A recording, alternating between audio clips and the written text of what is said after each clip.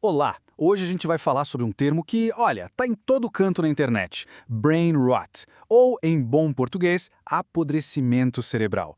Mas o mais interessante aqui é como esse meme, essa gíria, acaba nos levando para um debate filosófico super antigo sobre esperança. Parece estranho? Fica por aqui que a gente vai entender essa conexão. Para começar, vamos falar de um sentimento que eu acho que muita gente que passa horas online vai reconhecer na hora.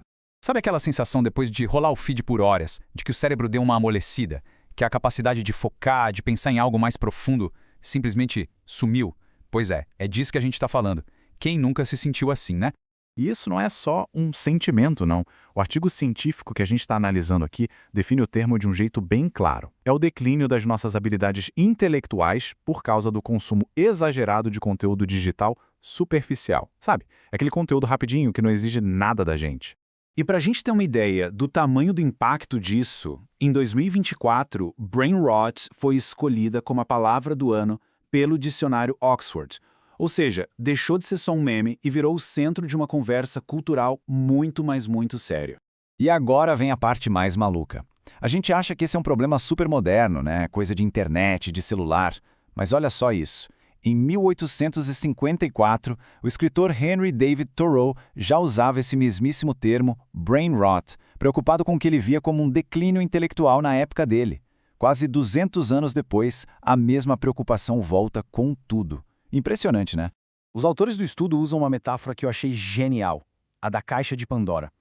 Eles dizem que o nosso mundo digital é como essa caixa. A gente abriu e, de repente, saíram um monte de males cognitivos. Coisas como pós-verdade, câmaras de eco, bolhas de filtro, aquele medo constante de estar perdendo algo, o famoso FOMO, e o viés de confirmação. Tudo isso afeta diretamente o jeito que a gente pensa.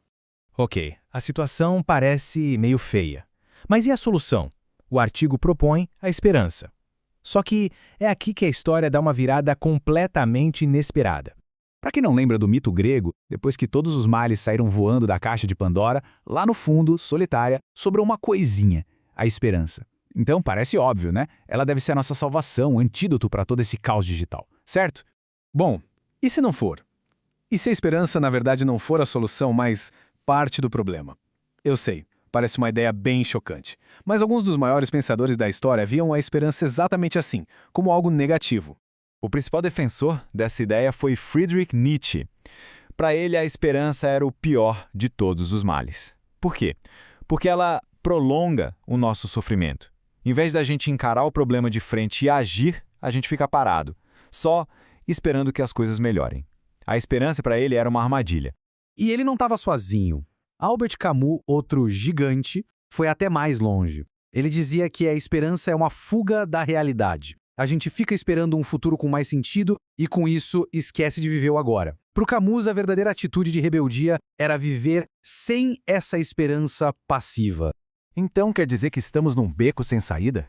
De um lado, o brain rot, do outro, uma esperança que só atrapalha? Calma, não é bem assim. O pulo do gato do artigo é justamente propor uma redefinição total do que significa ter esperança. E esse slide aqui deixa a diferença claríssima. De um lado, tem o que a gente pode chamar de otimismo passivo. É só um desejo, um pensamento positivo, ficar esperando que o futuro melhore por conta própria. Do outro lado, a gente tem a esperança ativa, e aí a história é outra. Não é um sentimento, é uma disposição para agir. É uma mentalidade que motiva a gente a fazer alguma coisa. E aqui está a definição poderosa do estudo. Esperança ativa não é uma coisa vaga. É um recurso da nossa mente, do nosso afeto, que nos orienta para a ação. Ela inspira, motiva e, o mais importante, sustenta a nossa ação na direção de um objetivo. É basicamente o combustível para mudança. E essa não é uma ideia que surgiu do nada, viu? Vários outros filósofos também viram a esperança desse jeito. Para Kant, a esperança era a base que nos motiva a agir de forma ética. Para Erich Fromm, era parte da luta da vida. E para um filósofo mais atual, o Byung-Chul Han, a esperança é o que nos dá novas histórias, novas narrativas que nos fazem levantar e agir. Ok, muito bonita essa filosofia toda, mas como é que a gente usa isso na prática? Como essa tal de esperança ativa pode de fato combater o brain rot? A pergunta de $1 milhão é exatamente essa. Se esperança é um verbo, se é sobre fazer, o que exatamente a gente pode fazer para recuperar o controle do nosso cérebro. E o artigo nos dá um caminho bem claro com 6 estratégias práticas. E veja bem, não são só dicas, são ações concretas alimentadas por essa esperança ativa. É sobre agir para entender melhor o mundo digital, tomar a iniciativa de limitar o tempo de tela, buscar ativamente um equilíbrio com o mundo real, cultivar novos hobbies, fortalecer nossas relações fora da internet e, claro, cuidar do corpo, que é onde a nossa mente vive. Então a grande sacada é essa: a experiência ativa não é só um sentimento bonitinho, ela é a base filosófica, é o que nos dá a permissão e a motivação para tomar essas atitudes. É a gente acreditar que as nossas ações realmente importam e que elas podem sim nos ajudar a recuperar o controle. E a gente termina com essa pergunta que fica para reflexão.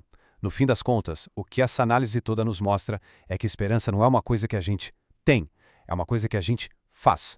Diante desse desafio do brain rot, a questão não é se existe esperança, mas sim que ações cada um de nós vai tomar a partir dela.